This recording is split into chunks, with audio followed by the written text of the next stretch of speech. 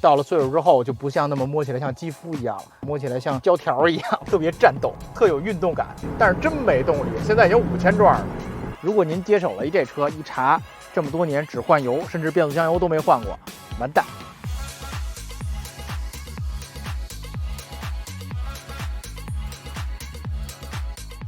我身后这3台 BBA 的中级车，现在市场行情也就7万块钱左右。那么你花了这7万块钱，是瞬间成为 Beamer， 还是跳入一个大坑，得花好几万才能爬出来？今天咱们就聊聊190代的宝马3系，看看到底是什么样的感受。如果您想收一辆这种10几年头的190代宝马3系啊，当你遇到这么一辆二手车的时候，先干什么？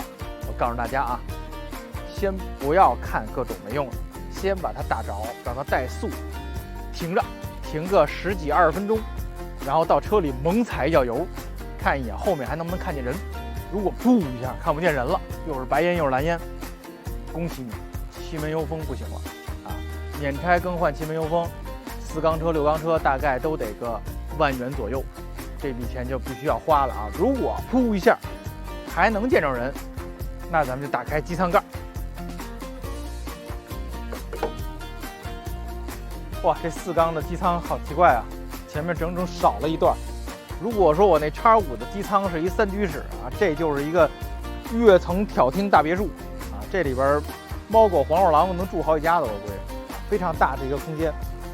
打开机舱盖，看什么呢？不用看，全漏油。你看这个也是漏的啊，它的气门室盖啊，所有油垫儿肯定漏。为什么呢？当时的宝马啊，这个时代其实它的发动机舱，包括其他地方的一些塑料橡胶件用的都不够好，这个橡胶的耐高温系数都不够，且这个发动机的温度非常高，所以到这个岁数100%都是漏油的。如果不漏的，2种可能：一，贩子刚刷干净的；二，前车主刚修完的。啊，如果你要遇上2，你就赚了。咱们看啊，这气门室盖会漏油，然后包括油底壳垫啊，包括机滤的底座，包括所有能封油的地儿啊，取前取后都会漏油的。这个漏油呢，我建议大家，如果漏到这个程度啊，湿乎乎就算了啊。如果漏的成滴，你这车从停车场一走开，地下全是油，那咱们就得修一下了啊。修，我建议系统性的修，就别只这儿漏，修这一点换个垫儿，折腾一遍工时费不少钱，去一趟修理厂，完事儿那边又漏啊。要修，咱们就大概花上个得有大几千块钱吧，把所有这些圈圈吊件全套的系统性的给它换一遍，这车能踏踏实实使好几年。车开到这个岁数啊，公里数基本上也都得10几万起了吧。水泵、节温器、水管啊，这一套水路一定要仔细检查，随时可能挂掉，挂掉的后果非常严重。轻则你高温扔路上，如果没有注意到的话，有可能这发动机就完了啊，因为发动机是最怕高温的。如果你水路不行了，发动机高温一直开，有可能拉缸啊，有可能就要大修，那可就得好几万块钱，可能修上这一车钱了就。然后这车的变速箱呢，采埃孚的6HP，其实还可以，可靠性还可以。但是宝马当时做了一件事儿，它的变速箱是写了一个变速箱终身免维护，千万别听这话，一定要定期换油。如果一直不换油的话，这变速箱会非常惨的，里面磨损会非常严重。我们见过很多油底壳拿下来，里面全都是那个金属碎屑啊。换一次油，重力放的话，大概3000多块钱，因为有一个钱是那个油底壳，它这个采埃孚的变速箱的滤芯儿和油底壳做成一体了，每次都要换一个啊，那个有一笔钱，但是现在也便宜了。最早很贵，后来国产化了，这一个罩大概几百块钱吧，大几百。修宝马，高兴提醒我尽量用原厂件，它的副厂件没有奔驰做的那么好，就是可能会便宜1半的钱吧，但是很快又会坏又会漏啊，所以修宝马最好用原厂件，可能跟它温度高也有一定的关系。然后同时这个车的悬架也比较容易散，就这个车就是开起来有点晃悠了，已经就是连杆支臂胶套啊，包括它的减震器呀，这套东西啊，如果散了就开起来没有宝马那种紧绷劲儿，这车忽忽悠悠的，散了吧唧的。但是这看各位，如果您能接受这种驾驶感，就不用修它啊。如果不能接受去修的话，这一套如果全换下来，大概也得1万多块钱。在大家印象中，什么样的二手车是好车？女士一手，全程电保，是吧？但是我觉得作为收190来讲，那并不是最好的车。收奔 C 可以啊，因为奔 C 还算比较皮实。全程电保，哎，每次都保养，哎，大概也就行了。但是这个车，我相信如果是女士一手全程电保的话，她一定不会换这些漏油的东西，啊，她一定不会换气门油封什么的，一定是到您手里时她开不下去了，漏太厉害了，冒烟冒太厉害了，她就处理掉了。如果您接手了这车，一查这么多年只换油，甚至变速箱油都没换过，完蛋，所有钱都得你花。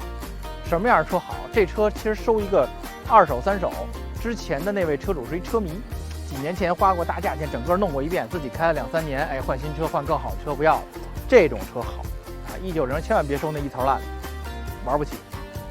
如果您看到这儿还强烈的想收一辆这车，证明你是一个真正的 Beamer， 那么现在我就要开始给你加油打气了。咱们看看这辆车哪儿值得一收啊？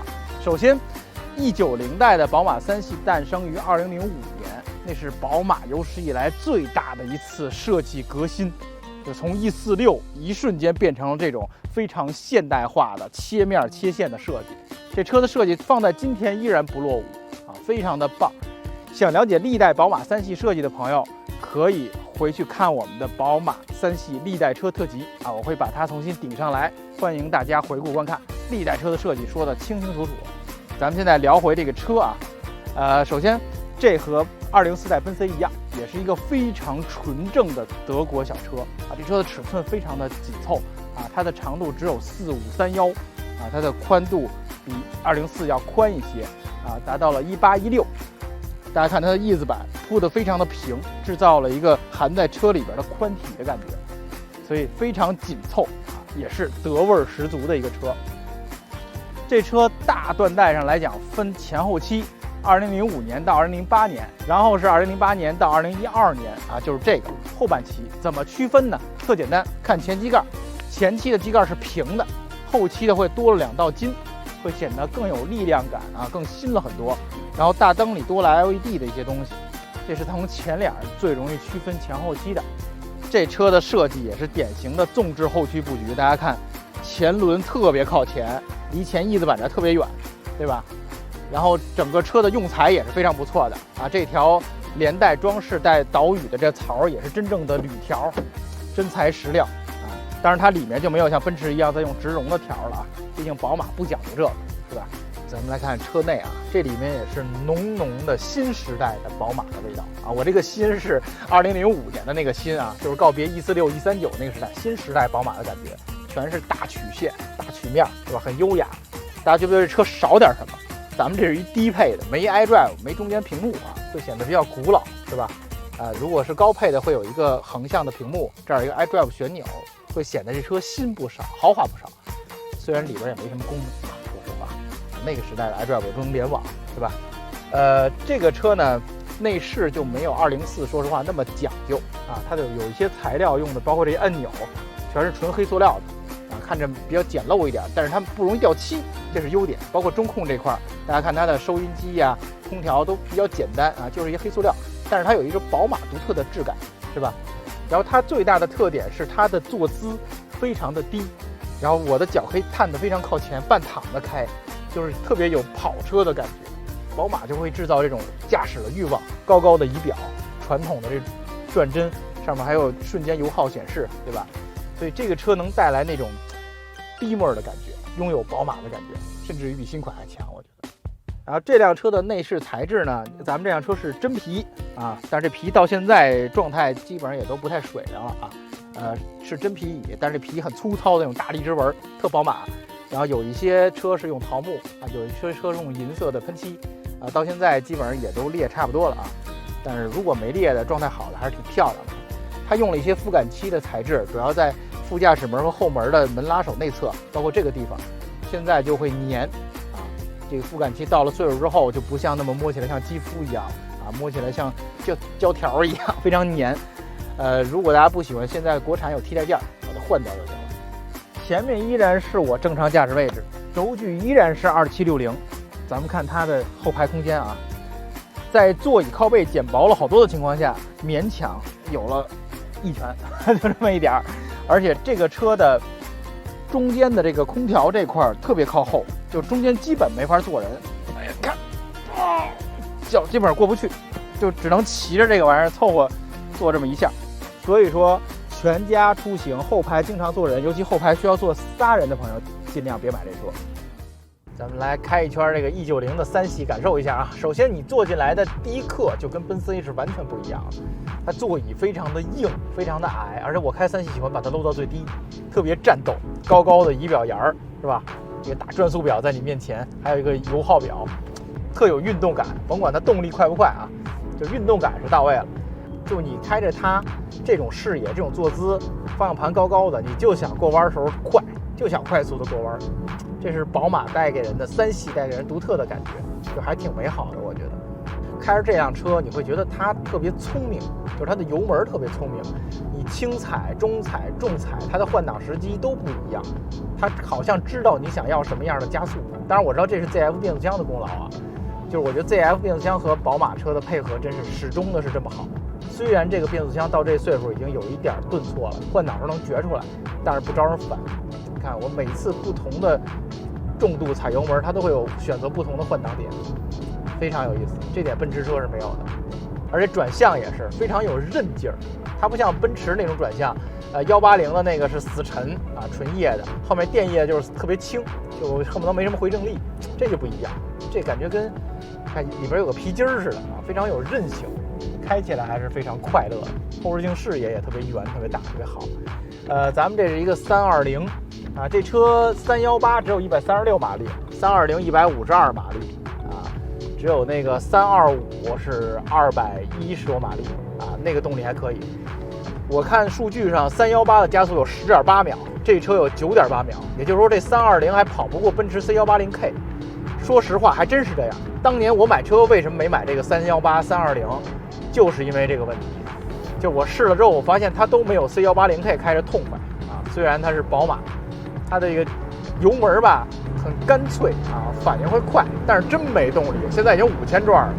感觉是什么呢？就是那种试用装的感觉，让你感受一下宝马味儿啊！真想有性能，还得玩6缸啊。那个325的0到100 7.7秒，那个就还有点冲劲儿啊。咱说这车油耗啊，我看一下行驶电脑，这车平均时速24.8，在城里也是比较堵的一个车，9.6啊，还可以。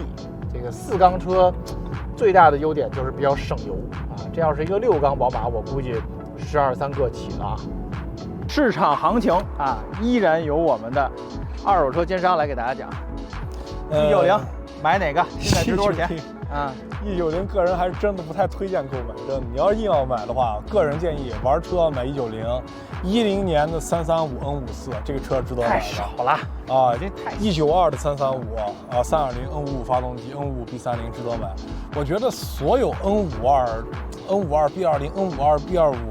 你也体验不到动力的快乐，除非你买个手动，你也体验不到动力的快乐，还要修一大堆车，还要解决高温的问题，换一堆件，这很便宜啊！我年前有一个人给我报一个2手的车，就一块翼子板钣金，4万5我都没用。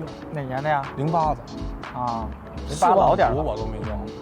所以这个车吧，我先说价格啊，先说价格，我现在觉得8万块钱左右。就10年之前呢，都是8万块钱以内标价，砍价都能往15000块钱往下砍，因为这种车在车商手里面都很久了。